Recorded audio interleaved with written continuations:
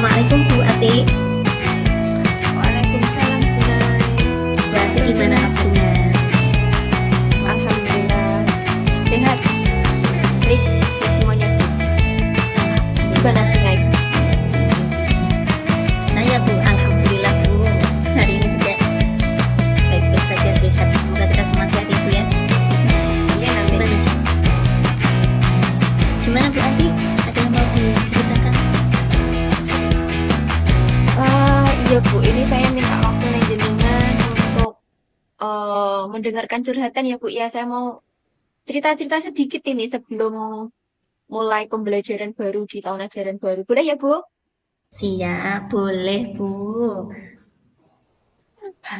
Gini loh Bu, saya itu sebenarnya masih bingung ya, masih bingung untuk mengkondisikan anak saya, murid-murid saya itu tentang ketertiban pakai atribut seragam Bu, atribut apa berpakaian seperti itu ya. Apalagi anak-anak yang kelas tinggi, anak-anak yang sudah besar seperti itu. Mereka itu gimana ya? Cenderung mengabaikan begitu loh Bu. Jadi mereka itu merasa yang penting sudah pakai seragam sehari-hari itu mereka sudah cukup.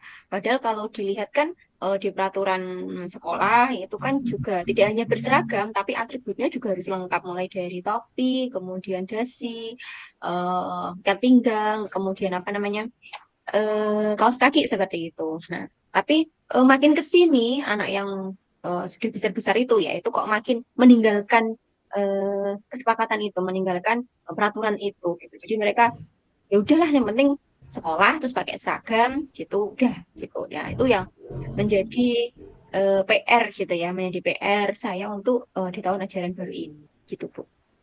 Oh gitu.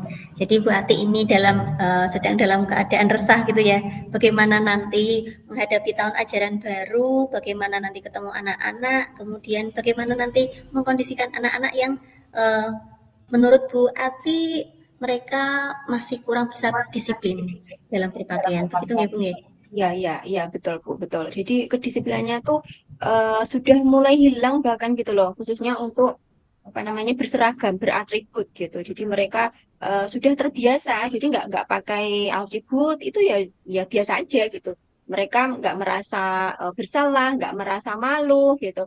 Mereka ya sudah menjadi kebiasaan mungkin ya dan karena mungkin ini ya Bu ya efek dari pandemi kemarin kan mereka longgar ya, benar-benar longgar. Jadi belajar di rumah, kemudian saat masuk pun itu juga kemarin kan masih bertahap juga gitu kan ya. Jadi yang penting kan mereka bisa masuk gitu. Jadi dari kebiasaan itu sampai sekarang kok untuk mentertibkannya lagi kok susah gitu ya Bu ya. Gitu Bu. Oke. Oke, jadi itu tadi keresahan Bu Ati mengenai kondisi anak. Kira-kira nih Bu, apa sih yang menjadi bayangan Ibu saat ini? Atau mungkin Ibu itu pengennya nanti bersama anak-anak itu kondisinya seperti apa? Jadi kita nanti tahu ya Bu ya tujuan dari pembicaraan kita. Ya, ya itu Bu. Saya pengennya ya anak itu kembali ke posisi awal, kembali pada peraturan-peraturan yang sudah disepakati bersama tentang disiplin berseragam seperti itu Bu. Jadi saya pengennya juga selain itu mereka itu dari disiplin berpakaian itu mereka juga lebih siap gitu loh. Kan enak ya kalau dilihat kalau anak sekolah itu rapi, kemudian atributnya lengkap, seperti itu kan enak gitu ya Bu ya dilihat. Apalagi ini nanti kan mau masuk ajaran baru, di mana juga ada murid-murid baru gitu loh. Jadi kalau anak yang kelas tinggi itu sudah bisa memberikan teladan yang bagus, itu kan kalau dilihat adik-adiknya kan juga enak gitu ya. Jadi bisa jadi panutan juga gitu loh. Kalau itu Bu. Oke. Oke, jadi Ibu ingin nantinya ke depan anak-anak kita itu bisa apa namanya berpakaian rapi semua gitu ya Bu ya, tanpa Ya. kecuali baik di kelas bawah maupun kelas atas. Ya. Oke, baik Bu. Kalau menurut Bu Ati, posisi anak-anak panjenengan saat ini dalam kedisiplinannya itu dari mulai 1 sampai 10 ya? Oke, kalau menurut panjenengan sudah berada di posisi berapa Bu? Untuk saat ini ya dari tahun ke tahun kok bukannya meningkat malah menurun ya Bu ya. Nah, kalau dulu ekspektasinya itu kan bisa di angka 9 bahkan ya. Karena dari awal itu kan sudah difasilitasi gitu ya dari kelas rendah, kelas 1 itu mulai masuk kelas itu kan sudah diberikan fasilitas seragam plus atributnya lengkap gitu ya. Eh, Makin ke sini kok malah bukannya makin bagus kok malah makin menurun gitu ya. Jadi kalau dulu apa ya harapannya tuh 9 sekarang kok bisa jadi malah di angka 5 mungkin ya Bu, atau mungkin bahkan di angka 4 gitu.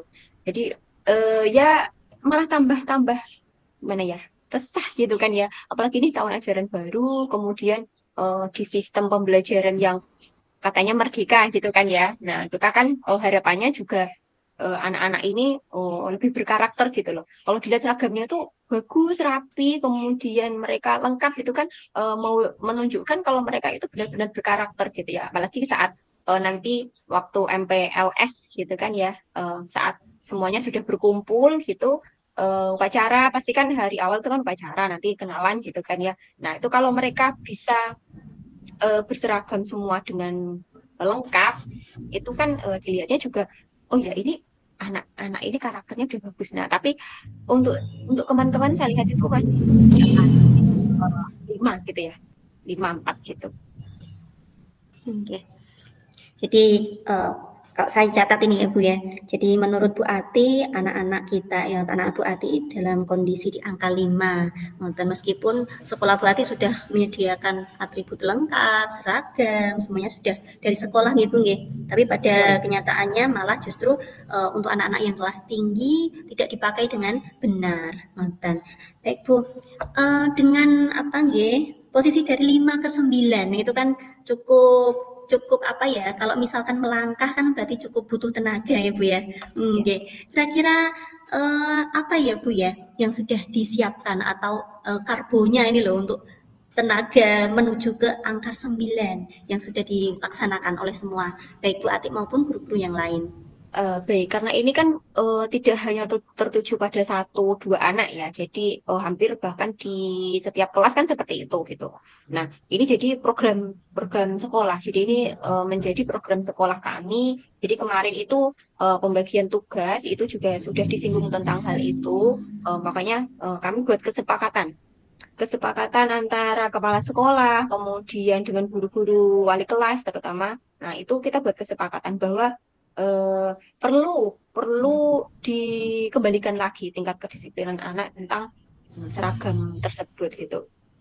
Selain kesepakatan itu, isi kesepakatan itu yaitu kita buat peraturan-peraturan. Jadi eh, tiap pagi kita itu mendisiplinkan anak itu mulai dari pagi itu apa ya?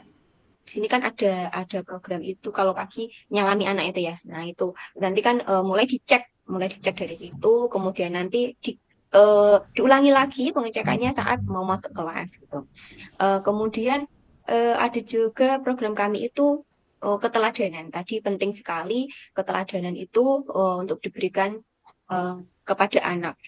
Jadi kalau biasanya kita tuh teladannya teman-teman sebaya. Nah ini kita lihatnya itu adik kelas gitu. Jadi adik kelas yang kelas 1 itu kan sudah diberikan atribut lengkap gitu ya, seragam lengkap seperti itu. Nah itu nanti kita berikan contoh dari situ biar biar kelas tinggi itu melihat, nggak hanya melihat ya. Jadi mereka juga bisa merasakan, oh iya, dulu saya tuh juga seperti itu. Saya pernah di momen seperti itu dan harapannya jika mereka merefleksi yang saat itu mereka bisa menumbuhkan eh, jiwa kedisiplinannya lagi gitu loh. Oh iya, saya dulu pernah di momen itu, sekarang kok enggak ya? Nah ini kok saya sekarang seperti ini ya? Lebih bagusnya kan memang seperti itu gitu loh. Nah, selain itu juga kita melihatnya itu juga ke depannya juga gitu. Mengingatkan lagi ke depan bahwa kalau karakter saat ini sudah terbentuk, insya Allah kan nanti ke depannya akan dibawa sampai mereka dewasa seperti itu. Jadi itu menjadi program sekolah gitu ya untuk mengembalikan kedisiplinan anak khususnya untuk beratribut seragam gitu Bu. Oke. Ini saya juga sudah apa namanya bikin catatan ini Bu dari sekolah Ibu itu sudah luar biasa mulai dari yang pertama disiapkan seragam, kemudian checking saat masuk sekolah, kemudian nanti checking lagi saat di kelas, kemudian kalau ketemu anak juga apa namanya masih disapa dan diberikan teguran seperti itu ya Bu ya. Ada program keteladanan yang namanya untuk kembali mengingatkan anak posisinya ketika di mana dia masih di kelas kecil, oh dia itu loh sudah pernah melaksanakan ketertiban yang seperti ini kan begitu ya Bu ya? Iya, betul Bu. Ini kan saya lihat problematika ini itu kan sepertinya seakan-akan itu guru yang merasa punya problem begitu kan ya Bu ya? Iya benar Bu. Jadi sebenarnya kan ini masalahnya anak ya. Tapi karena anak ini dalam naungan kita ya, jadi dalam perlindungan kita. Jadi ya kita merasa bertanggung jawab gitulah. Kalau mereka di rumah kan sudah tanggung jawabnya orang tua masing-masing. Tapi kalau sudah di sekolahan itu kan menjadi tanggung jawab kami. Apalagi kalau di sebuah institusi itu kan pasti ada peraturan khusus yang memang harus di dipatuhi seperti itu kan ya. Nah, ya masalah itu jadi masalah bersama dan kita mencoba untuk memecahkannya bersama gitu ya. Khususnya itu kan juga butuh dukungan kepala sekolah kalau kalau di sekolahan. Oke. Ya, karena ini kan masalah bersama ngoten nggih, akan tetapi selama ini kan hanya guru saja yang menyadari kan seperti itu. Kira-kira sudah ada ini komunikasi dengan anak Bu? Jadi ini kan sebenarnya problem mereka. Apakah sudah ditanyakan sebenarnya apa sih yang menyebabkan mereka itu bersikap seperti itu, tidak menaati peraturan dalam berpakaian rapi, tidak menggunakan atribut? Sudah pernah Bu? Ya, setiap tadi ya, checking itu kan checking di kelas ya, itu oleh wali kelasnya masing-masing itu kan pasti ditanyakan ya. Ini kok kenapa nggak pakai kaos kaki misalnya? Nah itu nanti kan jawaban anak pasti beragam ya. Mulai ada yang tadi lupa, kemudian ada yang belum kering lah, apalah gitu ya. Pasti ada lah, ada alasan anak itu. Nah kami mencoba memahami alasan-alasan itu. Tapi kalau itu berlanjut gitu ya, tidak ada tindak lanjutnya dari si anak itu kan juga gimana ya ini kok kemarin ditanya seperti ini alasannya ini besok ditanya ini alasannya ini lagi gitu kan ya. Atau bahkan malah meniru alasan teman yang lainnya. Nah itu memang jadi masalahnya anak juga masalahnya gurunya seperti itu kan ya. Nah itu yang kita itu butuh apa ya solusi ya, butuh solusi bersama bagaimana mengatasi biar hal itu tidak terjadi gitu loh. Jadi alasan yang serupa digunakan untuk hari berikutnya, untuk kegiatan yang lainnya seperti itu Bu. Iya, bisa diperjelas sedikit ya Bu ya, alasan mereka yang sering dimunculkan itu bagaimana Bu? Ya itu tadi Bu, ada yang sudah nggak muat ya karena kami memberikannya kan di kelas 1 gitu kan ya. Nanti saat di kelas 3, 4 kan pasti mereka sudah tambah besar. Nah itu mereka sudah nggak muat gitu Bu, nggak muat Bu ini kaos kakinya. Kemudian dalam rentang waktu yang segitu kan juga pasti sudah rusak gitu juga kan ya. Hilang, kadang ya hilang juga, seperti itu juga ada. Nah, yang paling penting itu kan mungkin kami setelah mengoreksinya itu juga ini ya. Jika ada kendala seperti itu kok orang tuanya itu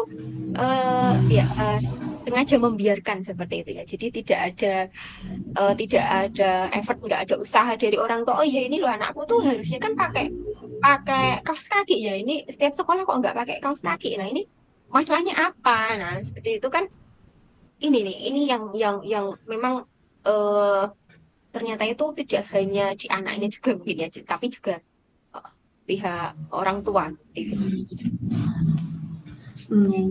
Saya jadi ini sedikit melebar ngoten ya Bu ya, karena permasalahan anak di sekolah itu juga dibawa dari rumah ngoten nggih. Jadi betul. Mungkin dari guru bisa konfirmasi kepada orang tua yang sudah Ibu lakukan kemarin itu, apa pernah Bu ditanyakan seperti itu kepada orang tua, alasan anak misalkan kekecilan, apakah sudah dikonfirmasikan begitu kepada orang tua? Iya.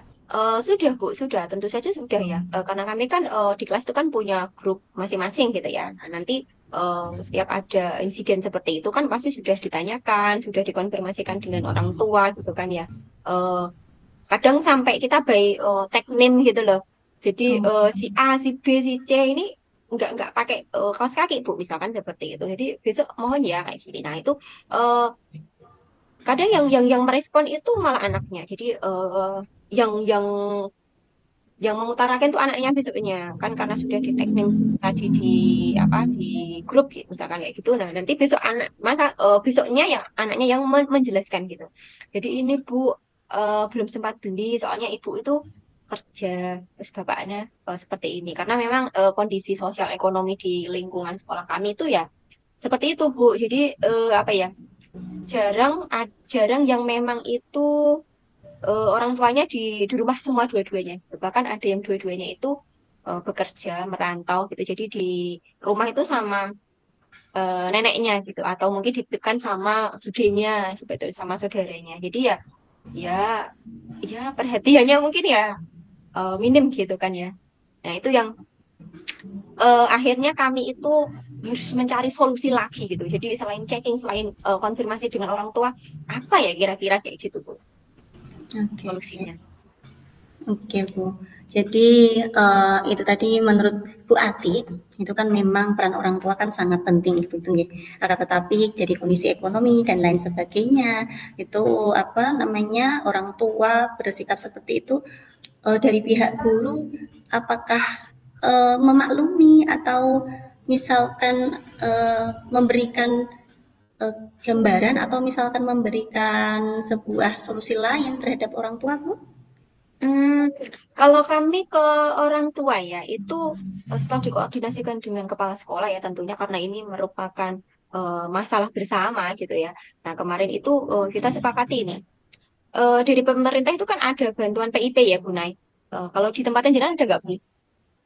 Yang bantuan, Ada. nah seperti itu ya. Ada bantuan PIP seperti itu ya. Jadi hampir semuanya murid-murid saya itu dapat bantuan PIP gitu kan ya. Nah itu akhirnya kami sepakati itu beberapa dana PIP itu kita alokasikan untuk kebutuhan-kebutuhan anak. Jadi yang mengelola memang sekolahan, bukan bukan orang tua. Kalau dulunya kan saat ada penerimaan PIP itu kan langsung diberikan sama orang tuanya semua gitu kan ya, biar biar mereka yang mengelola gitu. Nah, kemudian dari pengalaman-pengalaman itu, kemudian masalah-masalah itu, akhirnya kami sepakati kita ambil sebagian dana itu, kemudian kita mm, akomodir gitu kan ya.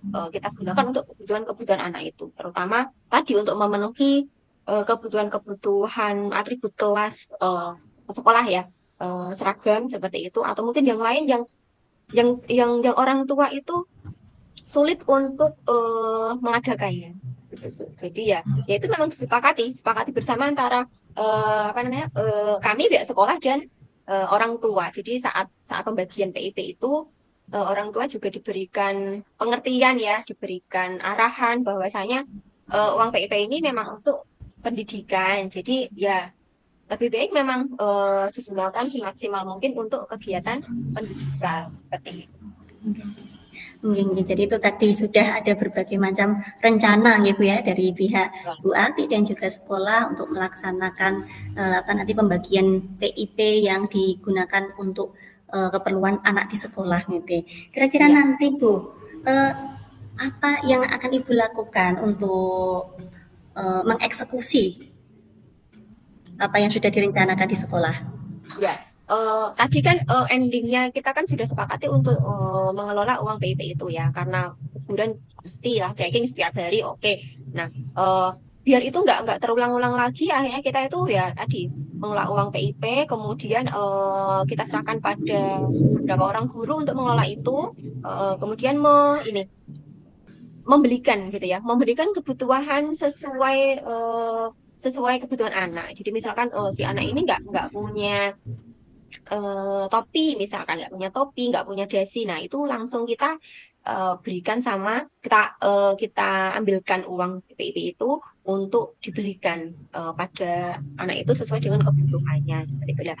Itu ya ini sudah mulai diprogram ya. Jadi kemarin-kemarin itu ini dananya kira-kira seperti habisnya seperti ini, habis ini, kemudian nanti untuk beli ini itu sudah di apa ya, sudah dicatat gitu oleh walinya masing-masing. Jadi Bu Ati sudah punya rencana ya, nanti kedepannya mau melakukan apa, mau membagi tugas dengan teman-teman yang lain untuk mengelola keuangan PIP, membagi tugas misalkan ada yang nanti yang beli atau ada yang Ya. tetap checking-checking anak begitu nggih Bu nggih? Ya, Oke. betul. Baik Bu. Nah, untuk melaksanakan hal tersebut, kira-kira apa ya Bu yang bisa membantu jenengan untuk tetap bisa konsisten atau ya dilaksanakan dengan sesuai rencana lah seperti itu. Ya, baik. Tentu saja kita kolaborasi ya, karena ini kan program bersama. Jadi saya nggak bisa melaksanakan itu sendiri gitu. Jadi kita kolaborasi dengan guru-guru yang lain, terutama guru kelas ya ini, karena mereka itu kan hampir setiap hari ketemu dengan mereka gitu. Kemudian juga kita masih mengkomunikasikan dengan orang tua wali murid ini tentang pentingnya atribut seragam sebagai upaya itu penguatan karakter mereka. Nanti mereka kalau sudah terbiasa sejak kecil itu juga nanti akan dibawa saat mereka sudah dewasa, sudah hidup bermasyarakat. Nah itu mulai dipersiapkan sekarang dan itu insya Allah akan dilaksanakan di pembelajaran baru ini, Bu. Oke, ya, baik. Nah, Bu Ati sudah punya rencana nih yang mau dilaksanakan, kapannya juga sudah apa namanya sudah tahu ya, pas segera dilaksanakan bersama-sama teman di saat pembelajaran baru. Oke Bu, setelah kita ngobrol-ngobrol ini, apa sih perasaan Bu Ati sekarang? Kalau boleh tahu. Saya lebih mantap ya Bu ya. Jadi kalau kemarin kan masih program, masih dibicarakan. Nah ini dengan saya ngobrol sama jenengan itu lebih mantap. Oh ya ini saya ini yakin gitu loh, yakin kalau program saya ini nantinya akan berhasil untuk mendisiplinkan anak tertib berseragam dan nantinya sesuai dengan ekspektasi saya di angka 9 lagi gitu loh. Apa namanya berhasil gitu. Luar biasa ya Bu ya. Nanti saya tunggu kabarnya bagaimana perkembangannya. Ya Bu, semoga nanti ya kita kan sebentar lagi mau masuk ya Bu ya. Jadi insya Allah lah Bu. Baik Bu, terima kasih ya Bu ya atas sharing-sharingnya hari ini, ya, atas saya ceritanya. Terima kasih ya Bu ya. Juga, saya terima kasih yang sudah meluangkan waktu dan jenengan loh ini sudah mendengarkan keluh kesah saya ini Bu. Benar. Oh, Bu, bukan hal yang besar ya. Tapi merupakan kebahagiaan bagi saya kalau misalkan ada yang cerita-cerita dan sharing-sharing hal bermanfaat seperti ini. Oke Bu, Oke Bu, kita mungkin bisa ketemu di kapan ya Bu ya nanti ya? Di seminggu lagi ya Bu? Ya, insya Allah ya Bu ya, kita nanti